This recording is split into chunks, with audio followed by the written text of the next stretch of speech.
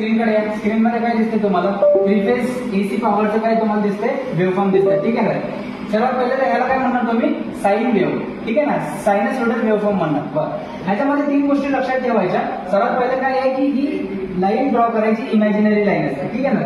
पहिला हा त्याला नोटेशन काय करणार? ह्याला मधल्या लाईनला काय म्हणणार तुम्ही? रेफरन्स लाईन कन्सिडर करणार. इमॅजिनरी लाईन असते रेफरन्स लाईन. हा काय तुमचा पॉझिटिव्ह म्हणजे पॉझिटिव्ह पीक आहे आणि हा तुमचा काय निगेटिव्ह पीक आहे. बरं, त्याच्यामध्ये 3 तुम्हाला दिसत आहेत, आर, वाय आणि बी. ठीक आहे ना? 3 वेव्हफॉर्मचे 3 समजा तुम्हाला काय दिसत आहेत? बाहेरचे किंवा कंडक्टर तुम्हाला दिसत आहेत. बरं, ठीक आहे. अशाच प्रकारची तुमची 3 फेजची जी आहे ना पॉवर आहे ना ट्रान्समिट होत असते. ठीक आहे ना? अशाच प्रकारची तुमची 3 फेजची पॉवर काय होते? ट्रान्समिट होते. बरं, ह्याच्यामध्ये काय तुम्हाला जनरली अजून लक्षात काय घेतलं पाहिजे? हा बघा, एक सायकल पूर्ण होण्यासाठी कितीला एक सायकल पूर्ण होती? 360 डिग्री.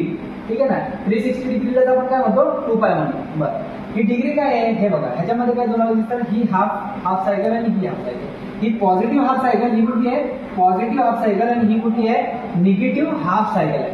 2 हाफ सायकल मिळून एक काय होतं? तुमचं पूर्ण सर्कल तयार होतं ना, म्हणजे 360 अँगलचं सर्कल तयार होतं. त्यालाच आपण काय म्हणतो? 2π म्हणतो. अशा प्रकारचं. बरं, ह्याच्यामध्ये अजून काय बघितलं आपण?